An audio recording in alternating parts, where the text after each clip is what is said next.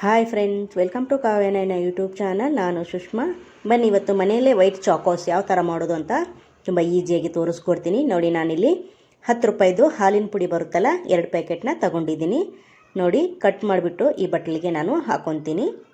ನೀವು ಜಾಸ್ತಿ ಕೂಡ ತಗೋಬೋದು. ನಾನು 2 ಪ್ಯಾಕೆಟಲ್ಲಿ ತೋರಿಸ್ತಾ ಇದ್ದೀನಿ. ಕಲಿಸ್ತಾ ಏನಾದರೂ ತೆಳುಗಳು ಆದರೆ ಮತ್ತೆ ಸ್ವಲ್ಪ ಇನ್ನೊಂದು ಪ್ಯಾಕೆಟು ಅಥವಾ ಇನ್ನೊಂದು 2 ಪ್ಯಾಕೆಟು ಕೂಡ ಹಾಕೋಬೋದು.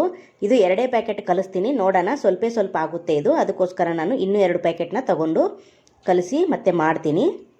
ನೋಡಿ, ಈ ಥರ ನಿಮ್ಮ ಹತ್ರ ಜಾಸ್ತಿ ಇದ್ದರೆ ಕೂಡ ಜಾಸ್ತಿ ಕೂಡ ಹಾಕೋಬೋದು. ನಾನು ನಿಮಗೆ ತೋರಿಸೋದಕ್ಕೋಸ್ಕರ ಚಿಕ್ಕ ಪ್ಯಾಕೆಟಲ್ಲಿ ಮಾಡಿ ತೋರಿಸ್ತಾ ಇದ್ದೀನಿ. ನೋಡಿ, ನಾನು ಸಕ್ಕರೆ ಪುಡಿನ 1 ಟೇಬಲ್ ಸ್ಪೂನಷ್ಟು ಹಾಕೋತಾ ಇದ್ದೀನಿ.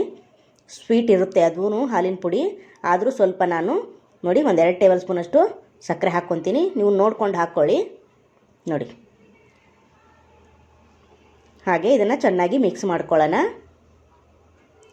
1 ಪ್ಯಾಕೆಟ್ ಹಾಲಿನ ಪುಡಿ ತೊಗೊಂಡ್ರೆ 2 ಟೇಬಲ್ ಸ್ಪೂನು ಸಕ್ಕರೆ ಪುಡಿ ಹಾಕೋಬೇಕು. ಹಾಗೆ ನಾನು 2 ಪ್ಯಾಕೆಟ್ ತೊಗೊಂಡಿದ್ದೀನಲ್ಲ, ಅದಕ್ಕೋಸ್ಕರ ನಾನು 4 ಟೇಬಲ್ ಸ್ಪೂನಷ್ಟು ಸಕ್ಕರೆ ಹಾಕ್ಕೊಂಡಿದ್ದೀನಿ. ನೋಡಿ, ಇದನ್ನು ಚೆನ್ನಾಗಿ ಮಿಕ್ಸ್ ಮಾಡ್ಕೊಂಡಿದ್ದೀವಿ.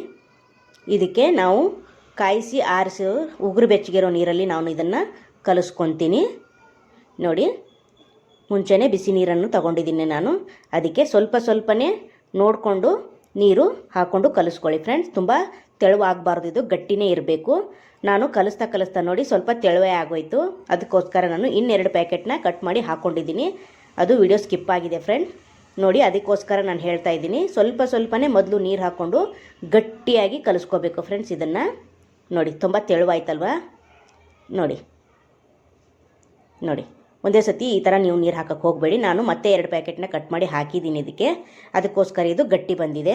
ನೋಡಿ, ಇವಾಗ ನಾನು ಇಷ್ಟು ಗಟ್ಟಿ ಮಾಡ್ಕೊಂಡಿದ್ದೀನಿ. ನೋಡಿ, ಮೇಲಿಂದ ಸ್ಪೂನಲ್ಲಿ ಲೇಟಾಗಿ ಬೀಳಬೇಕು, ಅಷ್ಟು ಗಟ್ಟಿ ಈ ಥರ ಮಾಡ್ಕೋಬೇಕು ನಾವು. ನೋಡಿ, ಮನೇಲಿ ಹಾಲಿನ ಪ್ಯಾಕೆಟ್ ಇರುತ್ತಲ್ಲ, ನೋಡಿ ನಾನು ನಂದಿನಿ ಪ್ಯಾಕೆಟ್ನ ಕಟ್ ಮಾಡಿ ಇಟ್ಕೊಂಡಿದ್ದೀನಿ.